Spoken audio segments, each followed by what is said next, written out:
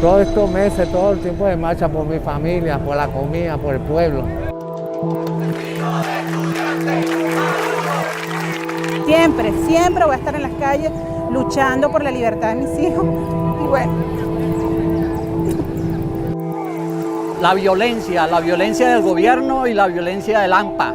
Todos esos son razones para tú salir a protestar, a manifestar, a defender tus derechos y aspirar a una mejor Venezuela.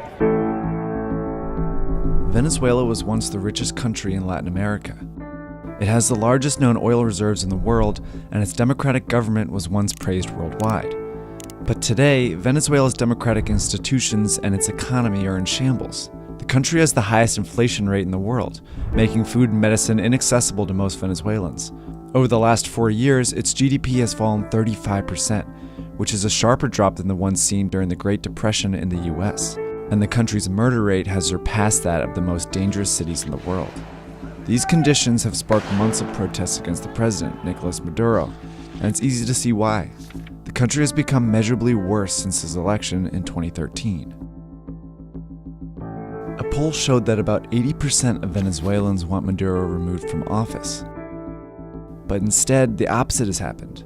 Maduro has consolidated his power, bringing the country closer to authoritarian rule. Maduro's political ambition became evident in December 2015. 2 years after he became president, a coalition of opposition parties called the Democratic Unity Roundtable, or MUD, won a 2/3 majority in the National Assembly, putting Maduro's rule at risk.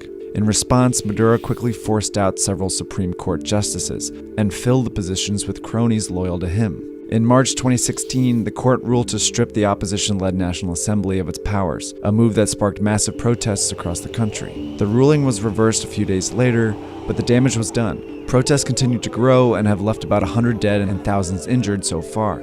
Despite the violence and public outcry, Maduro held a vote in July to elect a new governing body called the National Constituent Assembly, which would have the power to rewrite Venezuela's constitution and essentially replace the National Assembly, and leave virtually no opposition to Maduro's rule. ¿Por qué está saliendo a votar hoy? Bueno, por el bienestar del país. ¿Qué está buscando en esta nueva Asamblea Nacional Constituyente? Bueno, una paz para todo. With Maduro's recent vote, Venezuelans didn't have a say in whether the assembly should exist. They only had the option to elect its members. But when Maduro's predecessor, Hugo Chavez, proposed a constitutional rewrite in 1999, he first called for a referendum to propose the election of the assembly. After most Venezuelans voted yes, they then elected a new National Constituent Assembly. See, unlike Maduro, Chavez was a charismatic and beloved leader. In the 90s, he burst onto television sets across the country. He blamed government corruption and Venezuela's elite for the economic inequality. His populist message resonated with the country's poor, who eventually helped bring him to power. The key moment in his presidency came in 2004, when oil prices surged. Venezuela's petroleum-dependent economy started booming, and Chavez went on to spend billions from the profits on social welfare programs for the poor. He subsidized food, improved the educational system, built an enviable healthcare system, and reduced poverty by more than half. These programs certainly helped the poor, but they served a purpose for Chavez as well. In order to be re-elected, he needed to keep these millions of poor Venezuelans happy, so he rigged the economy to do just that. He didn't scale back Venezuela's dependence on oil, and his unrestrained spending led to a growing deficit, which meant all these programs would be impossible to sustain if oil prices fell.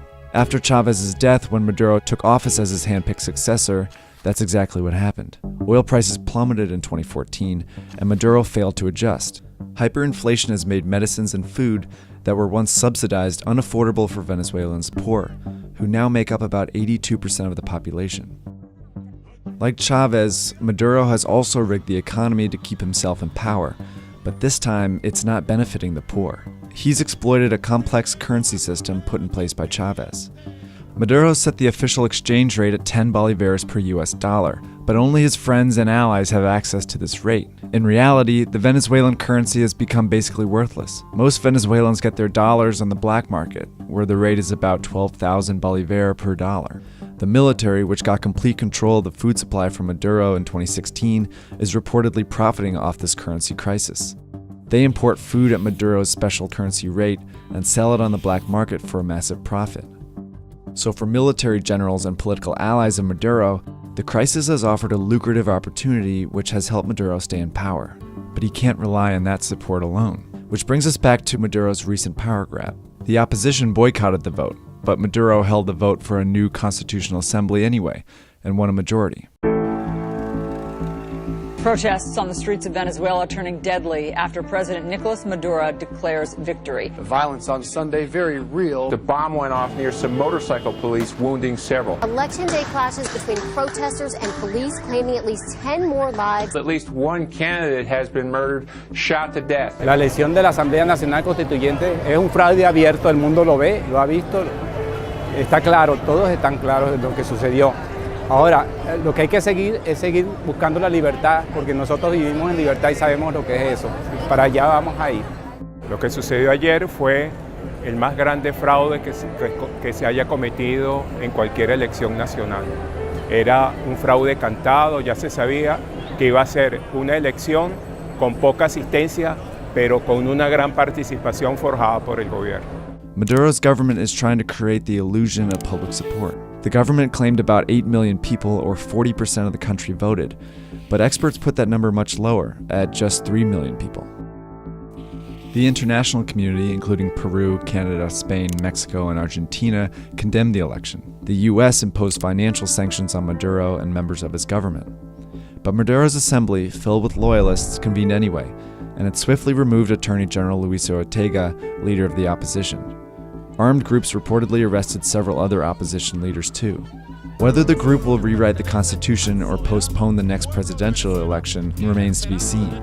For now, Maduro has unprecedented power over a country that continues to spiral out of control. Esto está cada día peor, mi querido. Si este hombre no se va, aquí Venezuela, bueno, ya. Una guerra aquí. Aquí lo que hay es guerra, una guerra.